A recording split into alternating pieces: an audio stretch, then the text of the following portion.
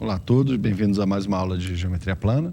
A gente vai começar hoje a aula com um problema, onde é uma figura que a gente já viu, essa figura já apareceu aqui uma vez, a gente mostrou que quando eu caminho por essa linha de fora, tá, eu ando mais do que se eu caminhasse pela linha de dentro. Porque agora, esse problema está pedindo outras coisas, né? Então, são indicados os ângulos aqui de 30 graus, 60 graus, 40 graus. Você tem um monte de informação de ângulo.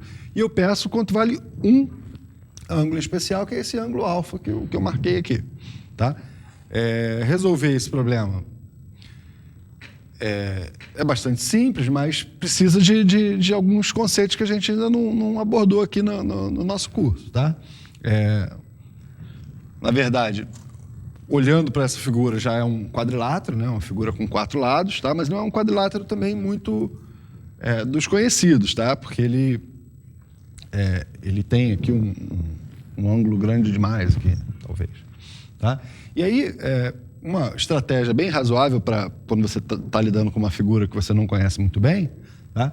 É de você tentar transformar essa figura em figuras que você já conhece. Ou seja, no nosso caso, transformar em triângulo. Tá? Então, eu vou tentar transformar essa figura em triângulo. Quando eu for transformar essa figura em triângulo, eu vou, por exemplo, prolongar esse lado. Tá? E agora eu tenho um triângulo para o lado de cá e um triângulo para o lado de cá. Se eu conseguisse descobrir quanto vale esse ângulo, ou descobrir quanto vale esse ângulo, aí eu teria avançado bastante aí no meu problema.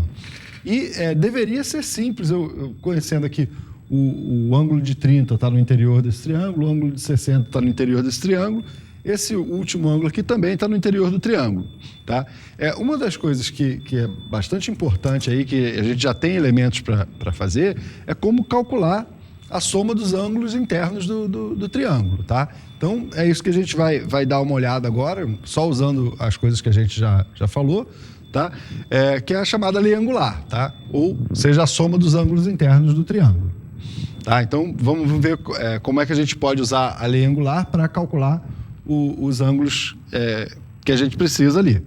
Então, eu estou aqui com um triângulo ABC qualquer, eu não estou dando nenhuma particularidade para ele, eu não sei se ele é obtusângulo, se ele é acutângulo, não sei se ele é isósceles, não sei nada, tá? Para mim é um triângulo qualquer. Em princípio eu desenhei aqui um triângulo escaleno, porque como eu falei já também anteriormente, se eu mostrar que vale no escaleno, vai valer também para os outros, tá? E aí, olhando para essa figura, o truque aqui para calcular a soma dos ângulos internos vai ser exatamente traçar uma paralela a um dos lados, tá? Eu vou escolher traçar a paralela ao lado BC, tá?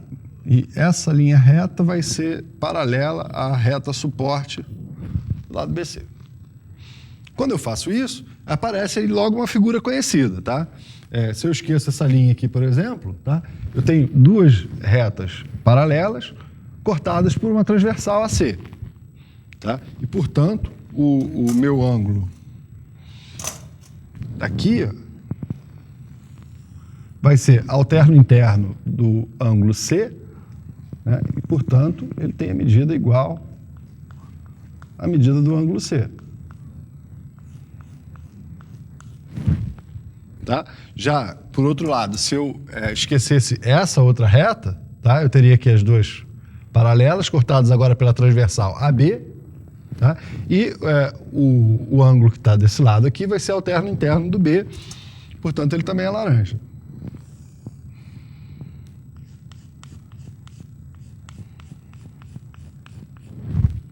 Tá? E agora, se eu olhar para esses três ângulos, tá? Esse daqui, o ângulo A, já ficou paradinho no lugar. Esse ângulo laranja é igual ao ângulo do vértice B. O ângulo vermelho é igual ao ângulo do vértice C. E os três são adjacentes. Tá? Portanto, a soma do ângulo todo, que vai ser um ângulo de meia volta, tá? Vai ser igual ao ângulo A mais o ângulo B. Ângulo A mais o ângulo B mais o ângulo C. E aí eu vou poder escrever que a soma do ângulo interno A com o ângulo interno B com o ângulo interno C vai ser igual a 180 graus, que é o ângulo de meia volta. Tá? E é exatamente isso que a gente vai usar para resolver o nosso exercício. Tá? Voltando então para cá, quando eu dividir a minha figura em dois triângulos, eu posso encontrar o valor desse ângulo aqui com facilidade, porque se há um triângulo, a soma dos ângulos internos tem que ser igual a 180 graus. Tá? Como eu já tenho aqui 30 mais 60, para completar os 180, faltam 90.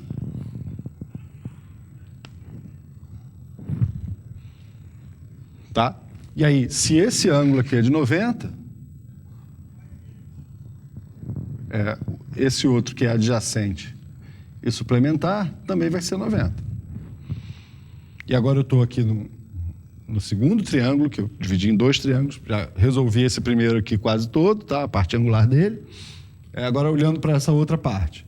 Esse daqui é de 90, esse ângulo é de 40. Tá? Para completar os 180, esse ângulo aqui vai ser de 50 graus. Tá?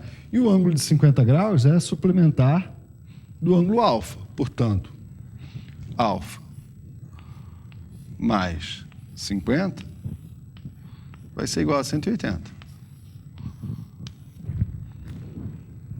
E aí, o ângulo alfa vai ser 130 graus.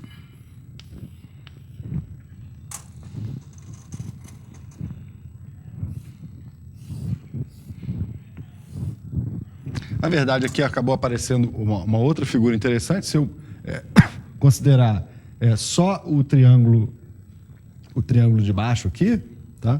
Esse ângulo alfa é um outro elemento importante do triângulo. Tá? Vamos fazer um desenho aqui.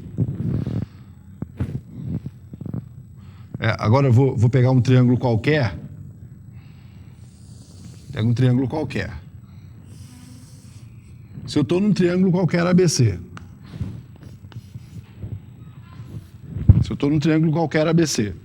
Tá? E eu quero... O ângulo interno C está aqui, tá? Direitinho. Tá? Mas se eu prolongar um dos lados que forma o ângulo C, no caso eu vou prolongar aqui o lado BC. Tá? Esse ângulo que eu formei, esse ângulo que o prolongamento do lado BC forma com o lado AC, vai ser o ângulo externo, eu vou chamar de ângulo externo do vértice C. Tá? E aí eu posso... Uma outra pergunta seria exatamente quanto vale, se eu somei todos os ângulos internos, eu quero saber também quanto vale a soma de todos os ângulos externos. Tá? Então, esse daqui seria o externo do ângulo C, e aí eu já sei que ele é 180 menos C. Se eu prolongar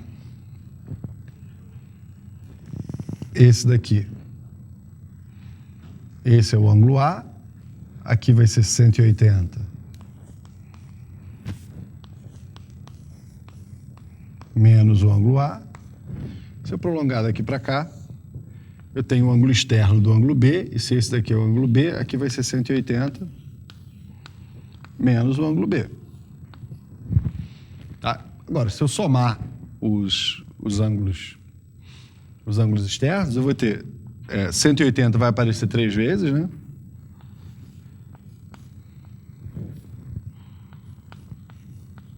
Vou botar 180 menos A mais 180 menos B mais 180 menos C igual a quanto, né? Bom, aqui eu vou ter 180 mais 180 mais 180, vai dar 3 vezes 180.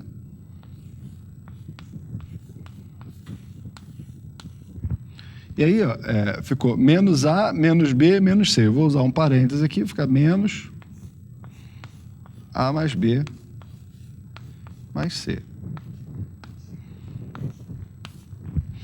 Tá? E aqui eu vou ter, então, 3 vezes 180, menos a soma dos ângulos internos A mais B mais C, que a gente acabou de ver que é 180. E isso vai dar 3 vezes 180 menos 1 vez 180, dá 2 vezes 180, que é 360. Tá bom? E aí agora eu já posso fazer mais afirmações aí sobre o meu triângulo. Uma outra maneira de eu enxergar a mesma coisa que a gente mostrou aqui era ir considerando aqueles giros que eu falei, tá? Então eu posso pensar aqui, por exemplo, que eu saio nessa direção do lado AC, tá? E aí eu dou um giro para cá de 180 menos A, tá? Dando esse giro, eu vou passar a estar na direção da reta que contém o lado AB, tá? Depois eu posso somar esse outro giro aqui, tá? E por último, somar o último giro. Quando eu faço isso, eu termino dando uma volta completa, tá? E aí eu teria o mesmo resultado que a gente obteve fazendo essas contas mais chatas aqui, que é quando eu vou somando os giros correspondentes aos ângulos externos do triângulo, eu dou uma volta completa, ou seja, uma volta de 360 graus, tá bom? Para a gente encerrar essa aula, eu queria só aproveitar essa figura aqui, tá? Para já garantir mais uma propriedade importante,